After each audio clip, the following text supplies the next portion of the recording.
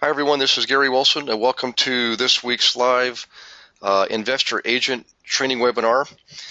Tonight we have a great subject. We're going to talk about links you can use that are available online. I believe all of these are free, at least to a certain degree. Some of them there might be a paid option down the road that's available to you should you choose to do that. But we want to give you things you can use, whether you're in the U.S. or Canada, to help you fine-tune the searches on the areas that you're working with your investors in. Okay, so you make sure you're working in the right areas, and also help you focus your efforts on how do you actually identify these people, how do you actually identify these investors. So we're going to get into a little bit of that. And there's a couple other good tidbits in here too, and the reason we're able to do that is because of Mark Robinson from KW in Orlando, Florida. And I met Mark the week before, actually the Friday before Thanksgiving, and we've been going back and forth ever since on about a weekly basis, going over some things we can use to share with you, and also offer you down the road. For those of you particularly who have already got the basics figured out and you're ready to go to the next level, you definitely want to pay attention to this tonight. So Mark, welcome aboard. If you wouldn't mind, just take a moment to, if you 60 seconds, describe, who you are, why you're here, and then we'll get right into. I'll let you just go ahead and go dive right into the content. Is that okay? Sure, that's fine. Hi, everybody. Thanks for having me. My name's Mark Robinson. I've been in the real estate business about 18 years commercially. I'm actually a site selector and an analyst. Done about 600 million in sales, but that has been retail, large developments, housing developments, things of that sort. But my wife's in real estate. I'm part of her team, so I'm her researcher. And as Gary was saying, we met at the office, and I, was pushing my team to go into the investors because I think that's where the good money is. And there's a lot of stuff happening here in Orlando, a lot of job growth. Identified an area with like 50,000 new jobs, which shows us demand and good exit strategy for investors. So anyways, we got to talking, and I said, I've got a lot of free stuff that might help y'all. The links that you see, I call these tools. For all professionals need a toolbox. This is just a pinhead of what's out there. We've got 300 databases to choose from, but hopefully this will get you all started. We'll start with the first thing, being a site selector. We like to follow jobs, because jobs means housing, and housing means retail, and that means more jobs. So demand for product.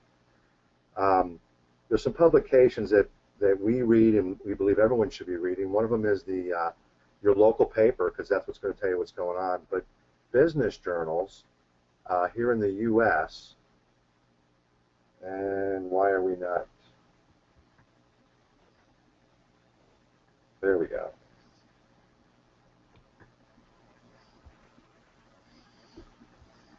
And this is the biz journals that comes from the Deloitte and Touche accounting firm. Is that right?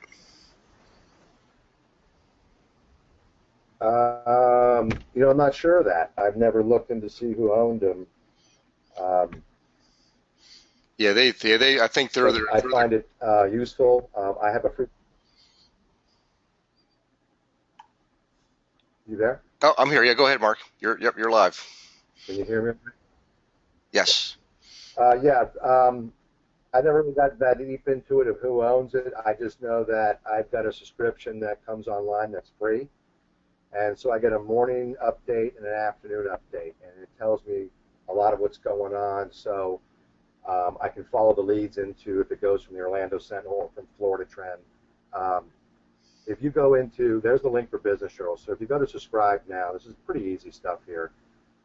You can pick your major metro, and you can get a free link into here and have it come on your cell phone, your computer, whatever. But it's great for finding out what's happening. If you actually, I'm going to just go to the Orlando one here. They're actually offering a promotional right now. I think it's like $15, and you get actual subscription, digital, print, whatever, and a book of list. And this is a phenomenal publication. And so I'm going to go right into, let's see if we're moving quickly tonight. Yes.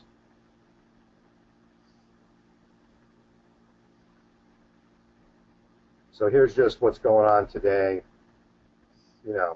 This is updated constantly. It's been updated 3 times today.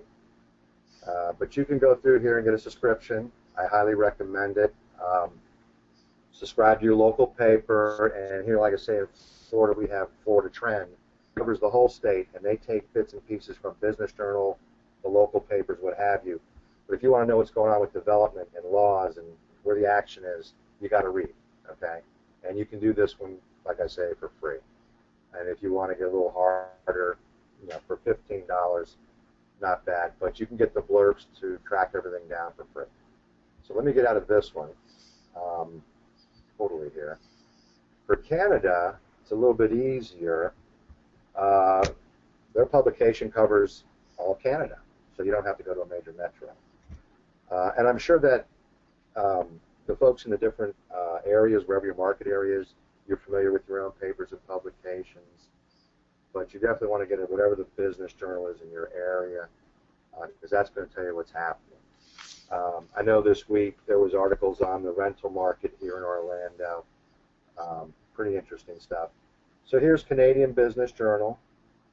Go through real quick here. This stuff is not rocket science. Profit guide, best places for business, what have you. So you can see what they offer right on the screen.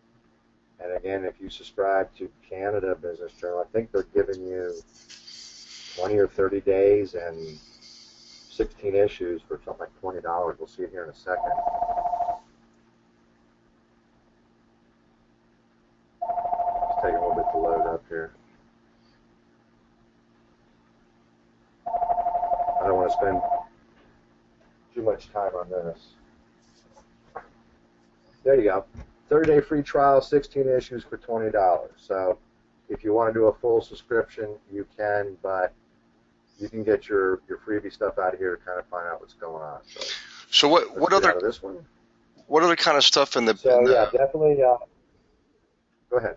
Yeah, in the business journals, I'm assuming the Canadian business journals is very similar to the one in the U.S. from bizjournals.com. Other than the articles, I know I've used it in the past to get what I would call the big book of lists, and it would give me the top 25 performers. Is that we're going to come back to that a little bit later. I mean, I'm going to let you kind of go with the flow here because you're doing pretty good. But I just want people to know there's a lot more to these publications. It's available to them. The tools we're going to show you is going to take a little bit of time here, but I encourage you to go back and click on these later and explore. You will find these are all gateways to a lot of great information and can really make you a subject matter expert, an expert in your area, and definitely over your competition. The book of lists, sometimes they come with the subscriptions. I know the Orlando Business Journal is giving you a book of lists this year with your $14 subscription if the holiday special, right? Wow. Yeah, so you can't buy data like that. Now, we're also going to show you where to get your clients here for free. So okay, you can decide what you want to do when we're done. But yeah, definitely go into every one of these links and play around because you're going to find just more gateways. It's amazing stuff. Site Selection Magazine. I had trouble with this earlier. There was a broken link, but I just want to show you. This is where the site selectors deal in. This is where we get a lot of our information, our directories, when we're doing moving companies and things of that sort. But the reason I wanted to show you this was they've got a directory section in here. And in there, you can go by state. Go to Tools and Directories. We were having a little bit of so it's sites. Had a hard time with this site here. There's something wrong with the site. So that's siteselection.com. Siteselection.com. Okay. Right.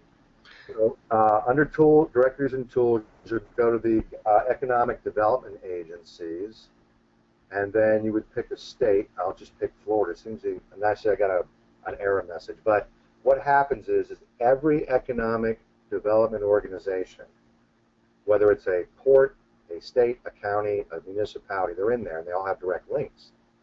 And from there, you can find out what they're pushing, what they're doing.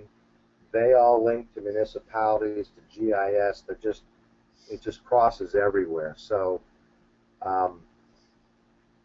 I'm sure in a day or two we'll get this thing fixed.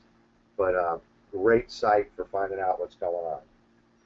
All right, let's So get into the flood maps real quick, real quick. hey Go ahead. Mark, back to that last one. So siteselection.com, it gives you the uh, the links for all the economic development agencies for each municipality across, uh, I guess, literally coast to coast. So in there, in those economic development portals, people can see what the plans are going out for a certain period of time for the municipality. In other words, where which way is the development spreading and where's the money being spread? Is that correct? Hmm. It's that and more. It's what Yeah. infrastructure is happening. It's tax initiatives. You can tax incentives for businesses. Think if you had a company in Milwaukee and you wanted to relocate a big factory, 500 people. Hmm. This is what you go into to look for um, these different things, these tools, this data. It's amazing stuff. But for what we're doing, really, it's just economic development agencies, and then ties into your local area to find out what's going on. Use it for information. Yeah. Especially, like I said, here in Orlando, I know an area with 50,000 jobs coming. That's where you want to be, and that's what this kind of stuff helps you find. Okay.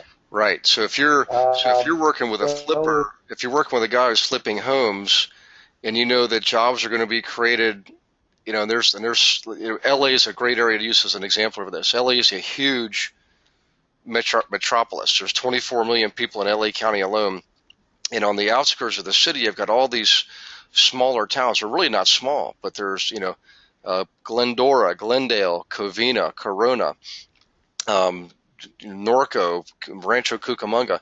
So if you see that there's an industry moving to town there, and there's going to be a creation for jobs, the future is going to be a demand for housing, you might want to direct your investors out there to start picking up properties and what we call long-term flips, which is essentially buy it for the moment just to keep it rented, and then down the road when prices start to escalate, when your next to last tenant moves out, you then remodel it, like you would remodel it for a home you're going to sell or live in, and then do a flip. So in the meantime, you make money on the place, right, and you get it at low cost, because these economic developments, they don't happen like overnight. You've got plenty of time to plan and prepare, but you've got to be using the data to know when they're occurring.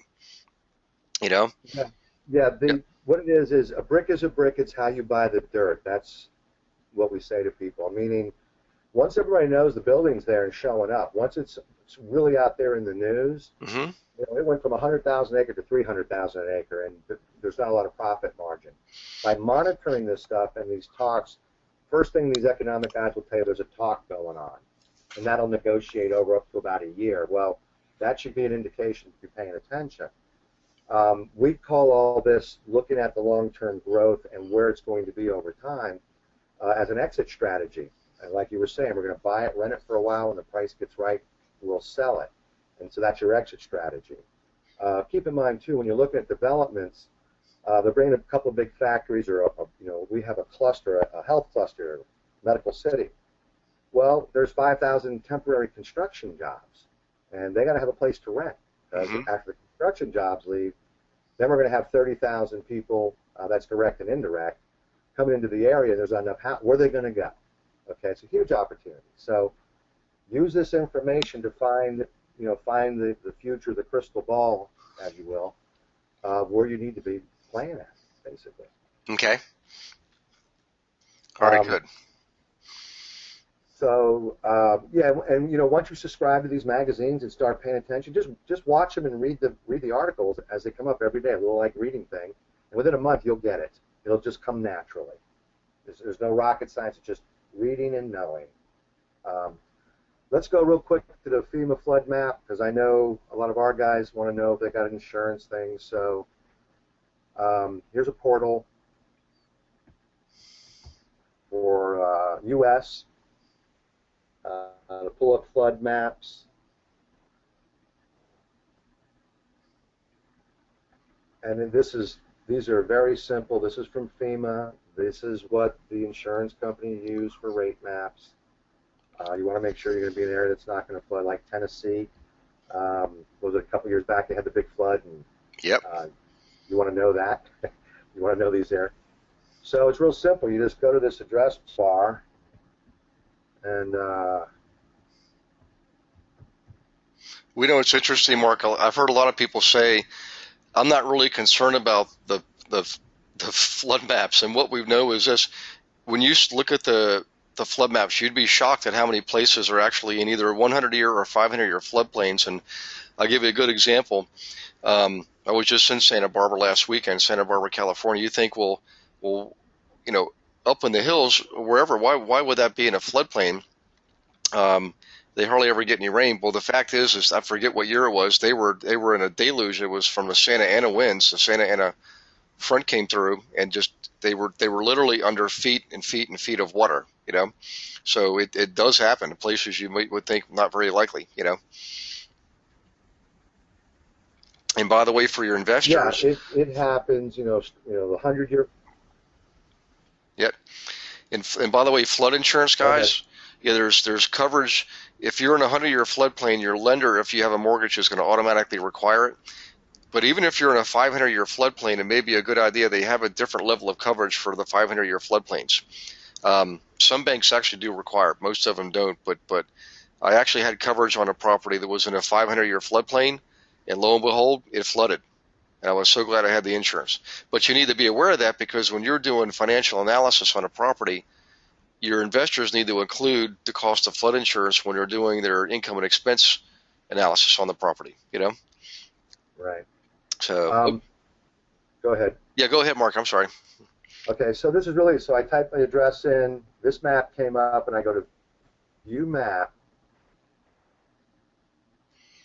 and it's going to bring up the section where that address lays, and it'll be highlighted areas where the floodplain is. It's going to be a visible map, and it'll have a code in there, Zone A, what have you. It could have other zones as soon as this loads up. And you can zoom in and read the legend. I'm just going to show you real quick what it looks like. And you can very quickly look, it's an aerial, and see if you are in the floodplain. It's coming up now. So that's a thumbnail of what it looks like. And then I'm going to put a scale in here of, because I use these, I happen to know that it's. Yeah. And by the way, guys, the reason you want to know this now is you don't want to find out a property's in a floodplain after your clients have already done the analysis and the drive-bys and got something under contract. You want to make sure when you're determining areas to have your investors invest in, you want to know what areas are floodplains at the outset, because your investors might not want to be flipping or renting homes in a floodplain because of the additional cost of the insurance. Better to find that out ahead of time as opposed to later after all the work's been done. Okay? That's why we do this. By the way, that's for those of you who are curious, it's msc.fema.gov. And that's the root URL. So go ahead, Mark. I'm sorry. No, it's okay. Yeah, also, when you use these maps, you can actually come in when you're initially meeting with investors and show them you know what the heck you're doing. Mm-hmm. That's half of getting the business. They need to trust you that you be able to handle their money correctly. When you see the map coming up, and it has zones, that blue highlighted area, that's the flood area. And if I were to pull the legend over, not to spend a lot of time here, it's over on the right-hand side. It'll tell you everything you need to know. You can print these off in small scale up to off a plotter. We run them off of our plotters here. So, but that's just real quick, the flood maps, not to get too far into it. Let's get out of this one. Canada, we got something for you. Let's see. A little bit different in Canada.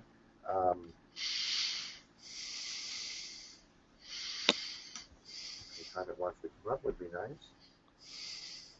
There we go.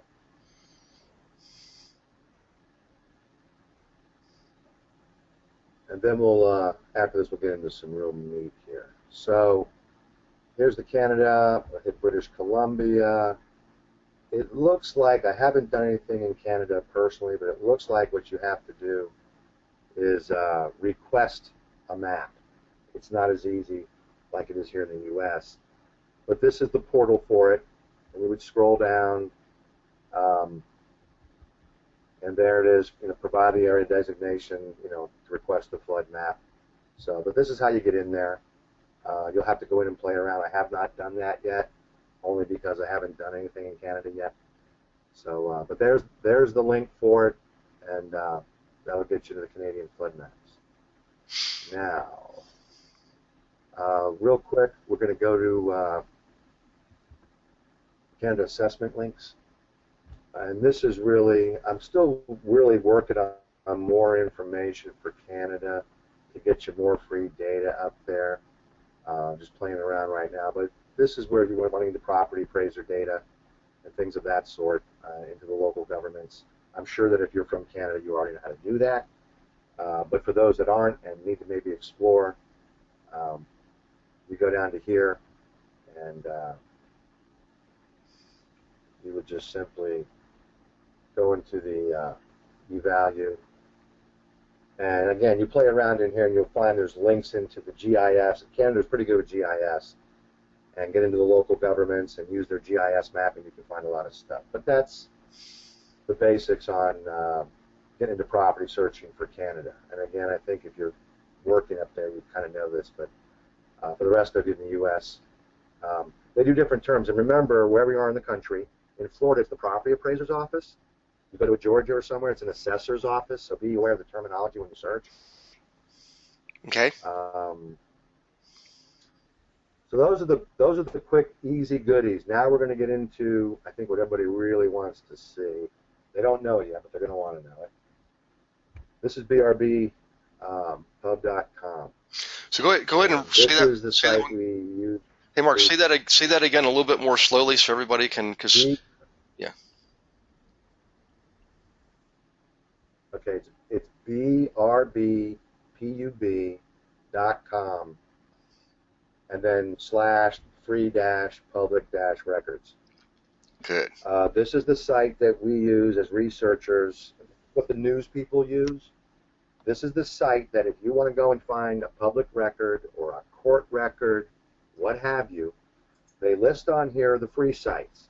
Now, if you get into a municipality or a state that has a certain type of record that you can't get in and go get it for free, this same publication has court retrievers, and you can look up all the retrievers in the area and pay them $50 to go retrieve a record, if you had to do that. So let's say you want to search liens or mortgage or something like that. You really don't find that stuff too much on a single-family unit, but if you're buying a 30-unit building, you might want to do a little deeper search. And so this is where this goes. So this is real easy to use, and I brought you right to the main page here. If you go to brbpublications.com, that's their main website, and there you can get books on online research. I mean, you can get really into it. We used to have to do that a lot, but now we're doing this. So let's go down here to state, county, and city sites. Okay. By the way, Scott Mosley, this was meant for you. Scott Mosley's from Nashville, and he's been doing a lot of work on this, Mark, in the last couple of weeks. So this is right up his alley. And everybody really, right. This is for everybody. So. All right. Well, I'm going to start in California, work my way east, just to give you a sampling. So let's go to California, and we click on it, and it's giving me all the places I can get my free public records. Okay, keep that in mind. It's the free stuff. Okay, so we scroll down to the bottom, and I'm going to go to San Francisco County. Okay, and then it brings me right into that county. So I can go into here, court records, online searches, the property appraiser. It's all right here. Okay, and all you got to do is click and go around. So if you're from San Francisco County, you want to go here and click on these different sites and find all the free stuff you can get your hands on. Okay. Let's try. Hey, Mark, before you go to Nashville, before you go to Nashville, click on California divorce records. Let's see what happens. Let's give them one real good example. Yeah. Got an issue. What's that? I haven't looked up this. It's not my forte. I haven't done divorce records. It's not my forte. Oh, okay. So you're going to go to Nashville and do a different subject. Oh, yeah, because that says here advertiser. That looks like it might be. Let's find out if it's a paid thing or a free thing. A lot of these depend on the states. Most states you can't get into the driving records anymore. Mm-hmm. Yeah, this looks like it's from something else. Maybe not. Okay, but it looks like you need a name, so you'd have to put a name in. So if one of you all is divorced out there and you want to try yourself, go ahead. But yeah, it's just you got to kind of look around. Like I said, let me go back down here and see. Let's go. Well, let's see. Here's the state archives, marriage and bride. So you probably could look up at least marriage records. Oh, that brings me to something that's not here, but you can get is boat ownership and aircraft ownership. And people who own big boats and nice aircraft, they're investors. Just a FYI there. Well, we can cover that on another time if you like. I can get all that information for you. But Tennessee, I did this before we got on, and I found something really interesting. And so, and just to show you what I mean by playing around. So I'm going to go to Davison County, which is Nashville, I believe, isn't it? I think so. Yep. And they have, okay, so same thing, all these, whatever's available free is listed here. And these guys at BRB, they pretty much keep this up to date. This is what they do. Their GIS mapping is phenomenal, okay? So I went to the interactive maps, and I went to property maps, thinking I was going to the property appraiser site, just wanted to check it out. And I found some great stuff in here. It kind of goes along talking about floods as soon as it pops for me. They have a pretty robust GIS, and it allows me to look at all kinds of things. It's called Metro Maps. And so there's a map key on the left, and the map's coming up now, but I want to bring attention to something called layers. In GIS, and we're GIS people, layers is the roads, a layer is lakes, what have you. But, so here's the county, and I'm going to go ahead and choose my plus key to zoom in, and I'm going to pick this area here because I know there's city and water. Okay, I got the river going through there, so it's going to zoom in for me.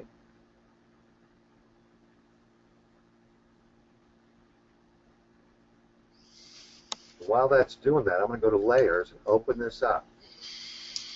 So it's got all these layers and plus signs, and what you would do is you'd open the plus sign.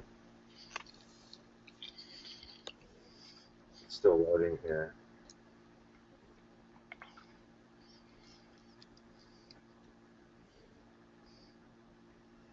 And this actually has the FEMA floodplain in it. So you're looking at the map, and if I were to click into the FEMA floodplain and make it active, and let it refresh itself, there we go. It's going to actually show me what the floodplain is. And just from playing around in here, I noticed there's a buyback program with all the housing that's in these floodplains. And, you got to kind of think about opportunities there. Example, we had a guy one time came to us and said, I want to buy property along the state and U.S. roads where they're going to do development. And the reason was they wanted to buy the property, well, it was an orange grove, go through the development process. So they bought it at $50,000 an acre because it was frontage. Took it through the development process, got the value to $300,000, knowing it was going to be condemned by the state for the state roads. And they automatically were going to get paid by the state. So be surprised what you can use this information for. But you see the overlays here in that purplish color, FEMA floodplain. But if I go to any of these layers, transportation, utilities, wonderful GIS website for Davison in Nashville. Yeah. So play around when you go to your different county, play around, click on the links, and then when you come up, look for the GIS. A lot of these county governments and city governments, especially the larger areas, their GIS is getting phenomenal. I know Orlando, we show where every business is, and you hit the identity tool and click on a dot, and it gives you a picture of the business and everything about it. It has future developments under construction, just phenomenal amounts of information. So really, really get into looking at these things. You'll find a wealth of information. Then you'll find your favorite sites, what's useful to you. I'm going to back out of here and get into what I think people really want to know. How to get some clients. And real quick, I want to interject something real quick here. When you were talking about the gentleman who bought property along proposed new traffic routes, new roads, that what people used to have to do, and you don't have to do this anymore because it's all online, is we'd have to go down to the local zoning office and see what the zoning plans were, and they would tell you in increments of 1 year, 5 year, 10 year, 30 years, out 30 years. So the guys who were savvy would buy properties along the routes that were determined to be developed in 30 years for new roads. And a good example would be for all the people like Ray Higgins here in Pittsburgh, Pennsylvania, when they created I-279 North from Pittsburgh and connected with 79 a few miles north of the city.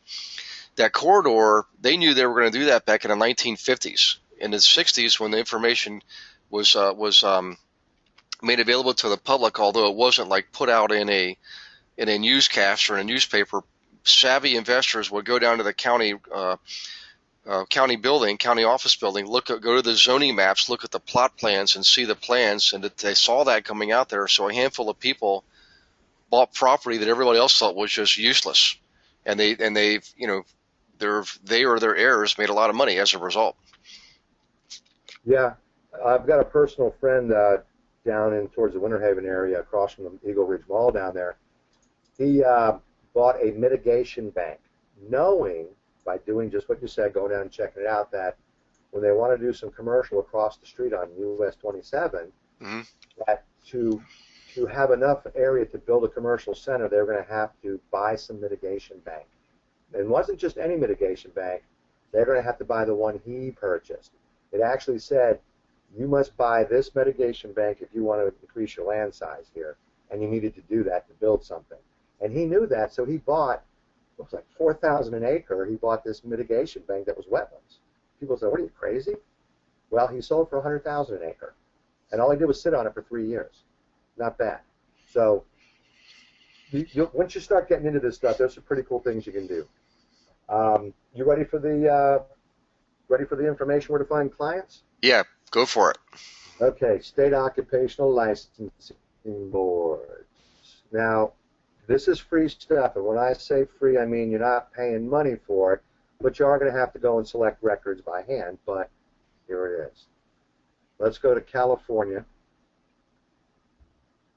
and here's everything that the state licenses as far as occupations, and we're going to use dentists as the example this evening, okay, because I know you've talked about them being good investors. Mm-hmm. And while that's loaded up, let me give you a little caveat.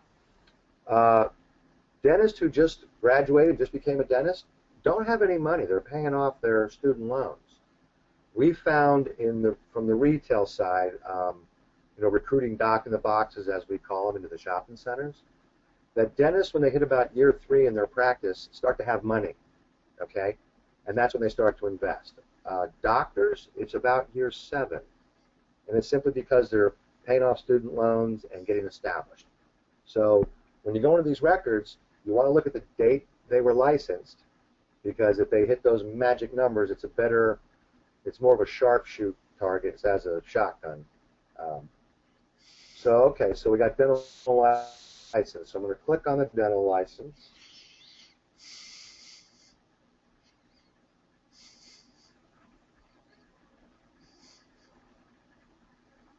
And again, when you go through these licenses, you can look engineers, doctors, dentists, nurses that are, especially the ones that have that are, have more training, higher qualified surgical nurses.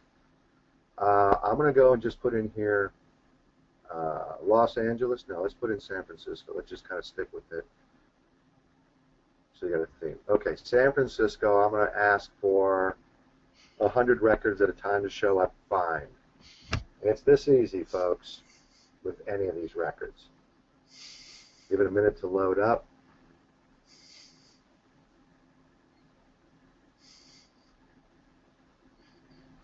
Okay, there you go. So if you notice on here, there's statuses. If you're real smart with data, you can do a data scrape. But it's just as easy here. You want to make sure the person is current. So I've got this one right here. Let's check him out. There's his address anyways. We'll bring up the individual himself, and it'll have some additional information. So expires 2016, and the issue date was 1980. Older gentleman, been around a while, probably has some bucks. But there you go. So you've got an address here. In this area, we don't know if that's the actual address of the office or his personal. In some states, they'll tell you if it's office or personal address. But there is an address there. Keep in mind, now that you have this much information, you can do a little further checking on Facebook and LinkedIn. Okay? So if you really wanted to find who you want to target your marketing to save money, that's what I would suggest. Okay? But it was that easy. So you see how you could just pull the records. Let's try another. Let's go to Tennessee. Let's just kind of stay along the state lines we were playing with. Let's go see what happens in Tennessee. We might want to do something for the folks up in the Boston area too, because we got a lot of folks on the webinar night from New England and Massachusetts area. Right. Kind of ironic, but that's okay. Let's spread. We'll literally go coast to coast. We'll do that. Yeah. So here, though, it's not dentist by itself. It's dentist, dental hygienist, and assistant. It's grouped. Okay. Tennessee. But you'll see that we'll be able to break that down into subgroups, and that's fine. It's nothing bad or anything. It's just the way the data comes from that state. So we work with it. So it says here profession, and it actually breaks it down here to dentist. And then I've got to get this code in here, and hopefully I do it right. Sometimes I can't see clearly. Let's give it a second. Oh, please enter a license number. That wasn't good. Oh, we got to hit OK. There we go.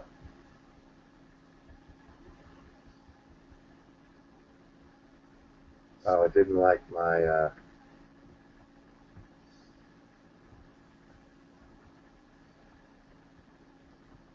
Let's see if that was it. No, it's playing with me today. Let's see, what are we doing wrong? Ah, we didn't put the state in. That's why. Okay. Now let's put in Nashville. We gave it a little more definition. So you can actually put it by the city, a zip code, whatever. So if you're, let's say you want to do a meetup group at a public library to do an investor meeting, you could put in dentist in Orlando, Altamont Springs, right? And so you can have the Altamont Springs Dental Investor Meetup group, pick the dentist, mail them a flyer, get them over to the group. That's the idea. So you can get that defined if you wish. But that's one way to use these databases. You could have the engineers, Orlando engineers, or we have a lot of engineering firms in Orlando, so you could actually hit the Lockheed Martin engineers and investor group, all kinds of ways you can do this, but you can drill this down. Okay, so let's give me the names here. I think there's 10 per page. First person. They're pretty new, it looks like. Yeah, Let me April just click 28th. on this guy here. It's the third. Yeah, they're not ready to invest, probably. Most likely. That's been our experience. So here's just the paperwork on this. But it looks like in Tennessee you can get that information right at the face page here. So let us go back. There we go. Oh, we lost it. But you saw the information was there. It told us when it expired and when they came into it. So again, you can just go ahead and copy and paste into a spreadsheet and work it that way if you wish. Let's go. We're going to see the default here. Okay, let's back out. I'll do Orlando real quick, and then we'll go up to Boston if you want. Okay. Now, there are ways that, just so people know, to go in and from a subscription service, which is what we do, simply because we have a different type of clientele. We just don't work with real estate. We work in another sector and do a lot of government work. And so we'll buy lists, and then those lists give us more definitions or more details, and then we can narrow down our search and say, I want 100 of those. And we pay for 100 of those, but it's a phone call. It's not going through this. But when you're just starting out and money's critical, this is the way to do it, for sure. You get what you pay for in data, so it's either the money or the time. Right. And that's just the truth of it all. And in most cases, most people most people, and I believe on this webinar, are willing to put in a teeny bit extra time if they can save some money on research and marketing. And then once they learn how to exercise their marketing tools, then they can elevate and do some of the paid services, do some more of the advanced stuff, Yeah, and you can you can actually, when you get down to it, once you literally learn what your market is, what your core people look like, then you can go spend $99 and get a detailed list. But by then, you probably got a pretty good list going on anyways. Right. And this you can just do in any old spare time. These databases are on 24/7. So, okay, dental, Orange County, find a provider. Let's see what comes out of here. So, okay, here it just kind of lists them. It goes by 20 records at a pop. There's 974 dentists in Orlando. I'll just click on one of the license numbers. Hey Mark, real quick, I just want to reiterate for everybody who went through the class the week before Thanksgiving. I was in and around Orlando. 974 dentists just in Orlando alone. That's an amazing figure. The county. Well, one thing I want to tell you about this. Yeah. Go ahead. I was going to say, even if, typically we'll have just a handful of students for each market center go through the training program, the numbers are just staggering. That's just one group. That's just dentists, 974 in that county alone, and maybe 25 people in that area. 5 market centers times 5 people will go through that.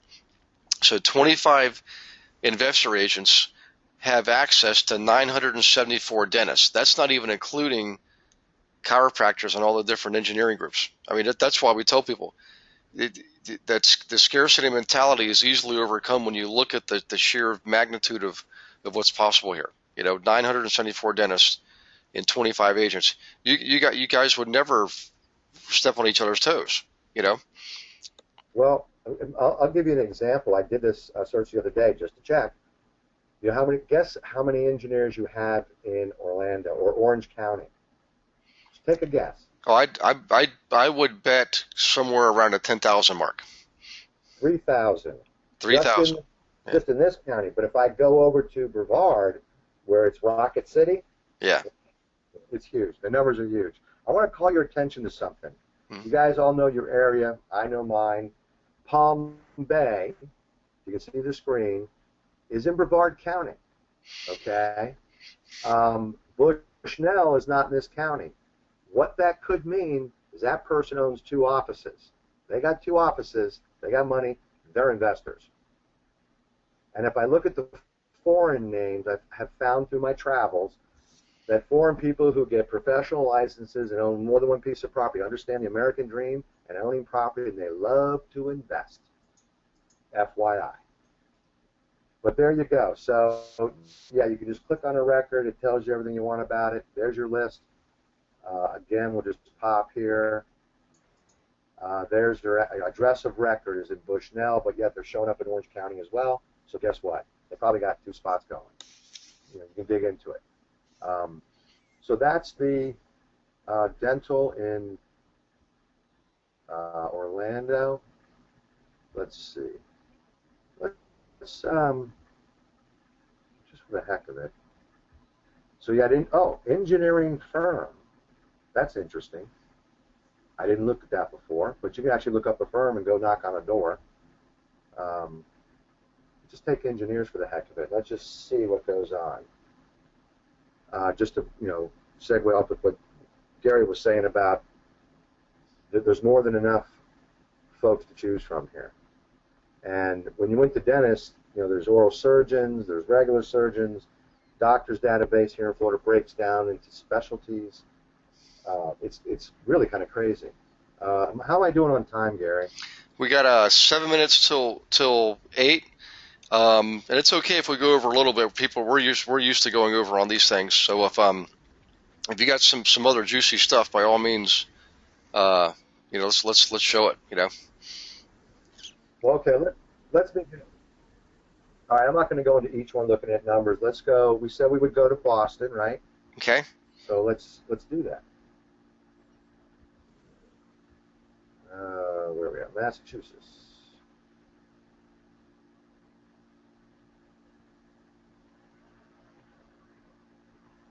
There we go.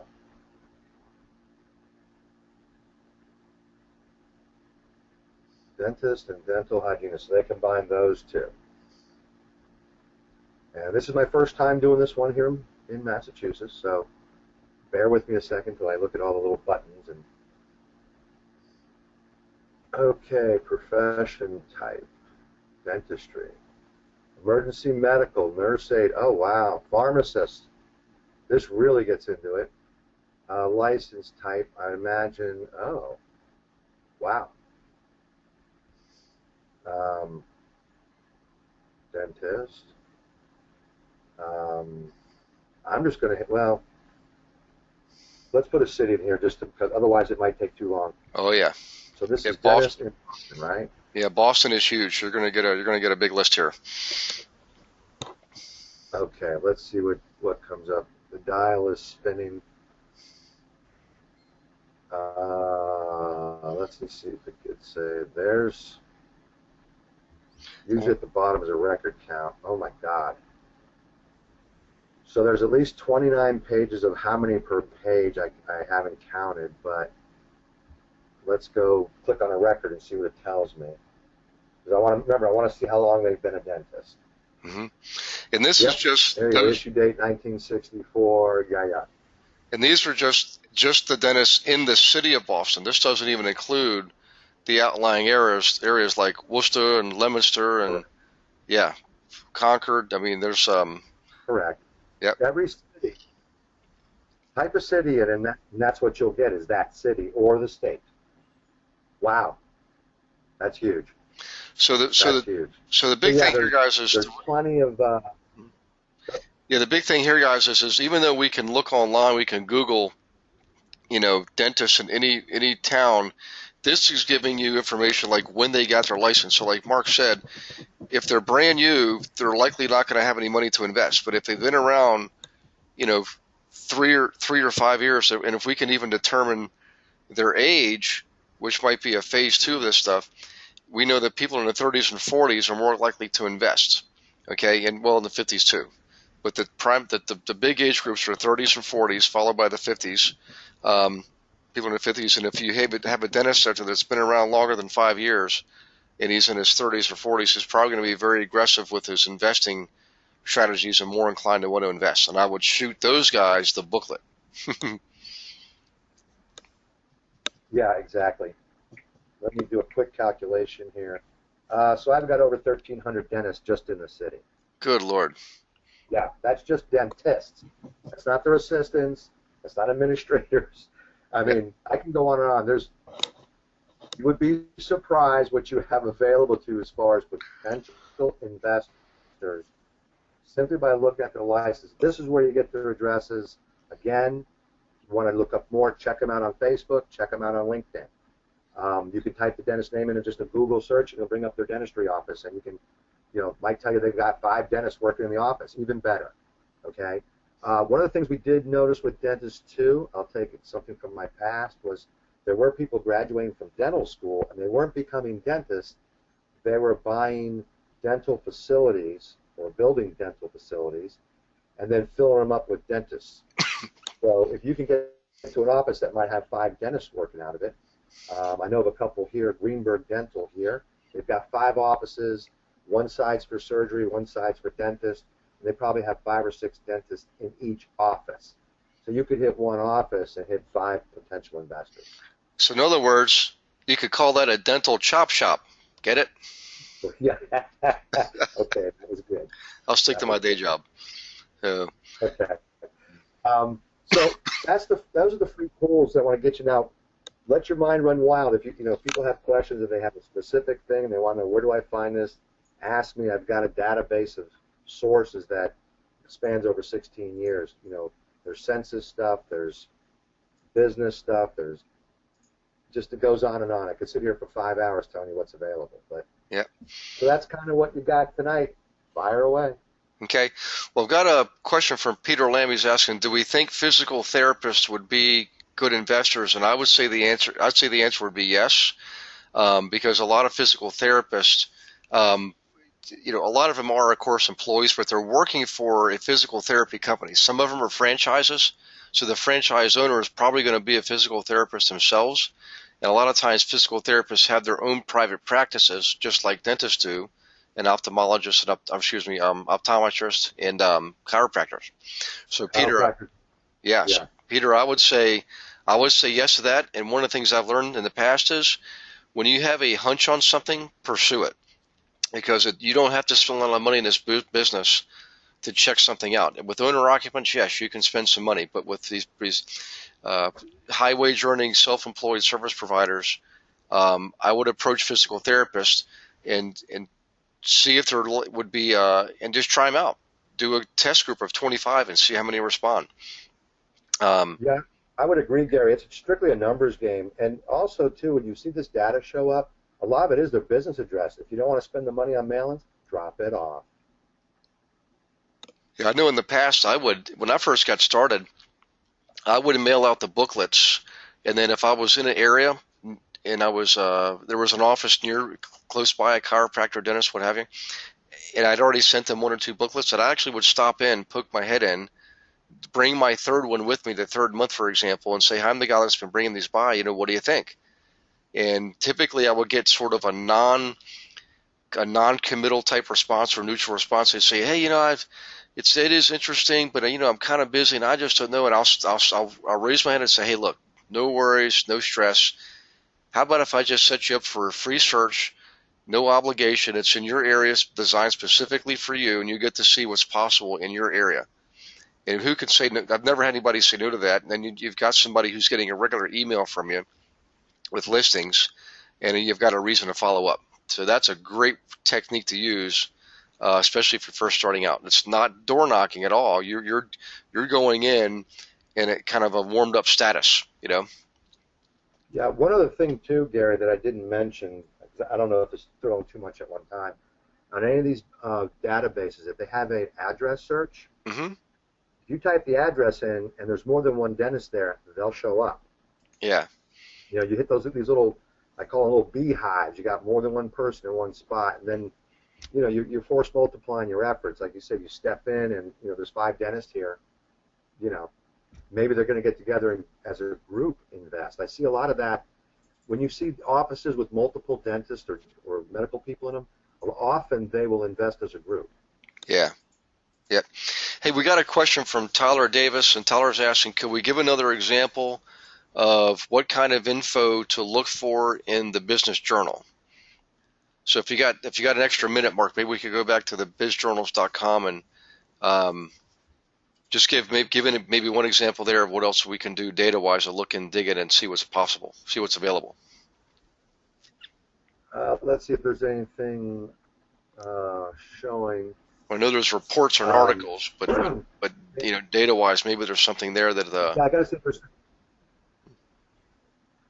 I know that they had last week they were talking about, it was a special report, and I didn't look into it because I'd already been doing it in a different way.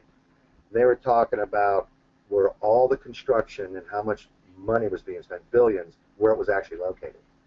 Which, if you don't, when you're first starting out, if you don't know where the jobs are going, that's the kind of stuff you look for. But these business journals will cover anything that's happening that affects business, really, whether it's legislative stuff, tax stuff, ordinances, what the city government, the local governments are doing, jobs coming into town. Here's about retail. So I'm on businessjournals.com. Let me go to Orlando because I kind of know the area a little better. Let me see if I can recognize anything. Let's see.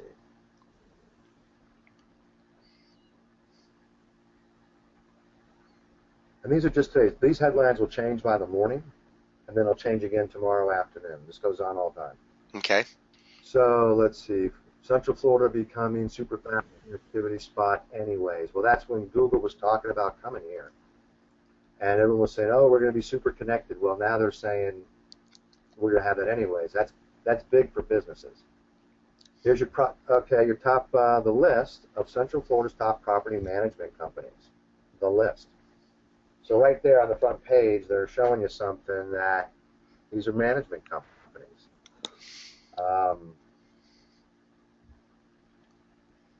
Ranked by total square foot.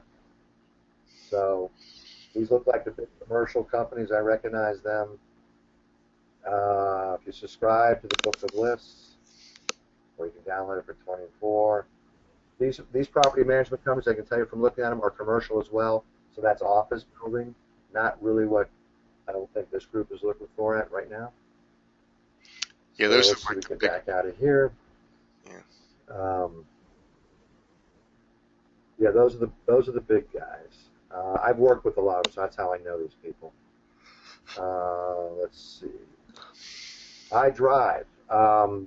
There's all kinds of stories that have been going on with iDrive here, International Drive, with all the new development. There's going to be in one 5-block area about 6,000 construction jobs and then about 3,000 or 4,000 permanent jobs just for more attractions, just in a 5-block area. And this talks about what's going on and the politics, like this person's talking about Universal's talking about buying an additional 450 acres on the other side of the convention center. Well, I want to know that because that means they're going to need some more apartments back there. These are all just clues, just knowing what's going on. It becomes, just by reading, it'll naturally come to you as to what the heck's going on and where you want to be. Well, just because you got into this program, you already see the potential. Your mind's already thinking that. Well, there was another article there back up on the right-hand side about Deltona Hospital becoming part of a, whereas if you scroll back up just a second, it was on the right-hand side, right above the property management article. It was about a hospital system, and we know whenever you can be near hospital systems or university systems, those are awesome areas to invest in. Start picking up your rentals there. There it is, new Deltona Hospital, part of bigger medical village plan. So maybe in that article we'll find out where they're looking to expand. Yeah, I actually know. Halifax Crossing, master plan. So it didn't give me a street address here on that quick blurb, but if I hit, and I can pull up that master plan, it'll have the roads named on it, and I'll know what intersection it's at. It looks like it's taking a while to load a map here, but sometimes just by looking at their little pictures and things, it's got the names of the roads on it, and you go, okay, I know what intersection you're at now. Because these articles aren't written by site people, they're written by news people, just, trying to provide information. So it's not really giving me the map that I wanted to see. But in this little thumbnail, if you were to pull that up, that main boulevard and the cross street will tell you exactly where it's going to be located. It's 150 acres, so this is a pretty big deal. Okay? Mixed-use development, medical village, hospital, senior living. When you have a senior living facility, or a lot of them, the doctors nowadays will come into the facility to visit like one day a week, but their offices will be located all around them. All around them. Wherever you find medical clusters, you're going to find doctors within a few blocks because they'll have their private practice, and then they'll do something at the hospital. So Okay. medical's huge. Medical's huge. Okay. See that, yeah, so there's an example of just, I mean, we're just going right through this and just picking up stuff right here. Yep. Let's see. This was this afternoon's headlines. Okay. Here's something else from Peter. Finding these people are great. Out of the people who start investing with you in your experience, what is the average percentage of people who lose money on the investment? Someone asked me that recently, and I didn't know how to answer.